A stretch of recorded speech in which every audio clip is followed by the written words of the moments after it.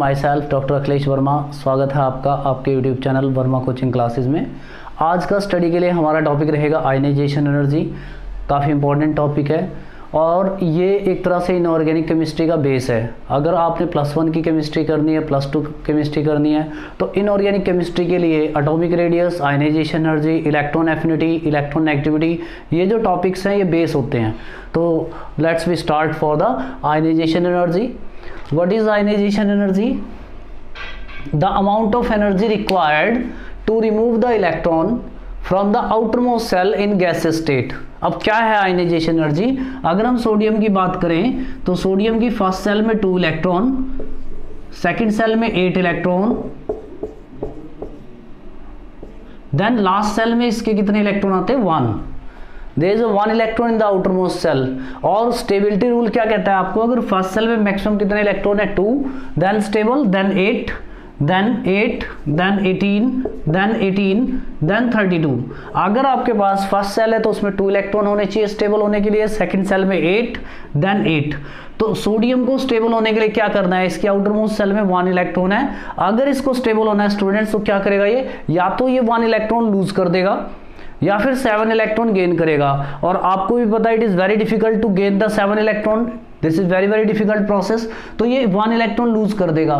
तो यहां पर इस सोडियम ने 1 इलेक्ट्रॉन लूज कर दिया है और इलेक्ट्रॉन लूज करने के बाद स्टेबल हो गया है। बट क्या ये अपने आप इलेक्ट्रॉन लूज कर देगा? नहीं स्टूडेंट्स, जब भी कभी हमें दो चीजों को अलग करना है तो हमें एनर्जी बाहर से प्रोवाइड करनी पड़ेगी। तो हमने भी सोडियम को बाहर से जो एनर्जी दी, किस लिए दी? ताकि ये इलेक्ट्रॉन निकल करके बाहर आ जाए। इस इलेक्ट्रॉन को निकालना है, तो निकालने के लिए जो आपने एनर्जी दी उसका नाम है आयनाइजेशन एनर्जी। तो आयनाइजेशन एनर्जी क्या है? The amount of energy required, energy चाहिए, किस लिए चाहिए? To remove the electron, electron को निकालने के लिए। इलेक्ट्रॉन निकालना कहां से? आउटर मोस्ट सेल से। क्या आप इनर सेल से इलेक्ट्रॉन निकाल लेंगे? नहीं, आपको बाहर वाली सेल से इलेक्ट्रॉन निकालना है, आपने आउटर मोस्ट सेल से इलेक्ट्रॉन निकालना है। बिकॉज इनर सेल क्या होती है? स्टेबल होती है। तो आउटर सेल से इलेक्ट्रॉन निकालना है। और कौन सी स्टेट में निकालना है? Gaseous state. Because gaseous state सबसे फ्री स्टेट होती है। सॉलिड स्टेट में क्या होता है?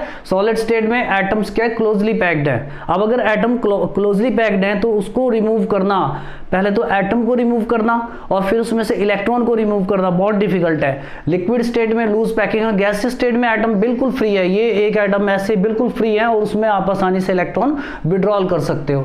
तो एनर्जी चाहिए, the amount of energy required, energy चाहिए, किस लिए चाहिए? To remove the electron, electron निकालने के लिए चाहिए। इलेक्ट्रॉन निकालना कहां से है? आउटर मोस्ट सेल से। कौन सी स्टेट में? गैसियस स्टेट में। This is called as ionization energy. अगर हम हिंदी में कहें तो इलेक्ट्रॉन को बाहर निकालने की एनर्जी को आयनाइजेशन एनर्जी कहते हैं।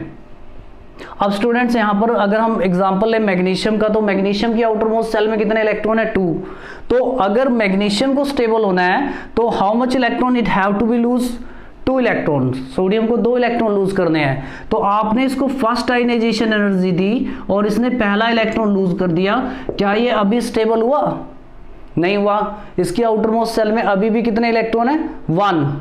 यानी कि अगर मैग्नीशियम को स्टेबल होना है तो इसने दोनों इलेक्ट्रॉन देने हैं। और एक बात आपको अच्छे से याद रखनी है, एक बार में सारे इलेक्ट्रॉन नहीं निकलते। फर्स्ट इलेक्ट्रॉन निकालने के लिए first ionisation energy, second electron को निकालने के लिए सेकंड आयनाइजेशन एनर्जी, अगर थर्ड निकालना है तो थर्ड आयनाइजेशन एनर्जी। और ये सारी एनर्जी अलग अलग होती हैं। जो फर्स्ट आयनाइजेशन एनर्जी है, सेकंड उससे ज्यादा होगी, थर्ड उससे ज्यादा होगी। ये हम नेक्स्ट वीडियो में डिस्कस करके देंगे आपको। और ये कंटिन्यूअसली आयनाइजेशन एनर्जी के ऊपर आपको वीडियो मिलने वाली है। इसमें आयनाइजेशन एनर्जी से जितने भी क्वेश्चंस बनते हैं वो सब आपको बताए जाएंगे। और इससे एमसीक्यू क्वेश्चंस क्या क्या पूछा जा सकता है वो भी आपको बताया जाएगा। तो स्टूडेंट्स, जब आपने मैग्नीशियम का इलेक्ट्रॉन निकाल करके पहला इलेक्ट्रॉन निकाल दिया है तो क्या स्टेबल हुआ? नहीं। तो अब आपको सेकंड आयनाइजेशन एनर्जी प्रोवाइड करनी है। जब आप सेकंड आयनाइजेशन एनर्जी दोगे 281 में, then the second electron also comes out. Now this become stable. अब ये मैग्नीशियम क्या हो गया? स्टेबल हो गया। तो आयनाइजेशन एनर्जी क्या है? किसी भी एटम के आउटर मोस्ट सेल से इलेक्ट्रॉन्स को निकालने की एनर्जी। और वो 1 by 1 निकलते हैं इलेक्ट्रॉन से, एक साथ सारे इलेक्ट्रॉन नहीं निकलते। अब हमारे पास एक क्वेश्चन बनता है यहाँ पर, why second ionisation energy of sodium is very high as compare to the magnesium. तो आप इस केस में देखें, सोडियम की आउटर में कितने इलेक्ट्रॉन है? Only 1। There is only one electron present in the outermost shell of sodium. Sodium के आउटर में एक ही सेल है और एक इलेक्ट्रॉन देने के बाद वो क्या हो गया, स्टेबल। अब दूसरा इलेक्ट्रॉन कहां से निकालना है, स्टेबल सेल से। स्टूडेंट्स, कोई एटम इलेक्ट्रॉन देता किस लिए है, स्टेबल होने के लिए। कोई इलेक्ट्रॉन गेन किस लिए कर रहा है, ले क्यों रहा है इलेक्ट्रॉन, स्टेबल होने के लिए। अब ये इलेक्ट्रॉन देने के बाद स्टेबल हो गया। अब दूसरा इलेक्ट्रॉन कहां से निकालना है, स्टेबल सेल से। तो क्या अब दूसरा इलेक्ट्रॉन जो कि स्टेबल सेल से निकालना है, क्या वो इजी होगा?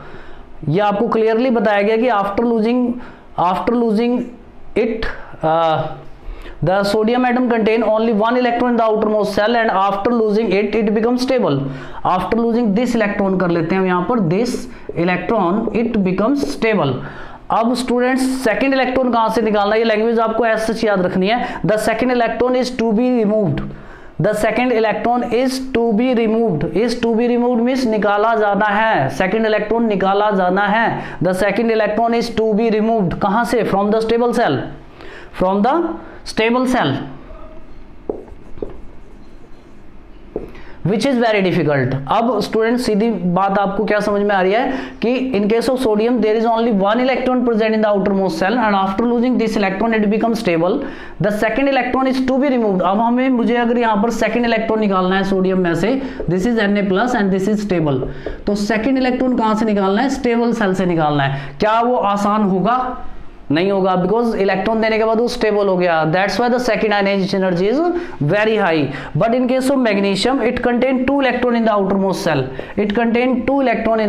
Cell, and after losing one electron it does not become stable. After losing this electron it does not become stable and the second electron can also be easily removed. तो अब आपके outer most shell में कितने electron है magnesium के, एक electron है, उसे निकालने के लिए सेकंड आयनाइजेशन एनर्जी है। Now this become stable. तो आप क्या बोलोगे, in case of magnesium there is two electron in the outermost shell and after losing one electron it becomes not become stable and the second electron can be easily removed. That's why the second ionization energy low, but third ionization energy of magnesium is very high. तो इस तरह से students आपने देखा कि ionization energy की definitions और ionization energy किस तरह से वर्किंग कर रही है, ये आपने यहाँ पर नोट कर लिया है। और नेक्स्ट वीडियो में हम आपको देने वाले हैं how the ionization energy varies in group and period. I hope आपको समझ में आएगा। Thanks for this.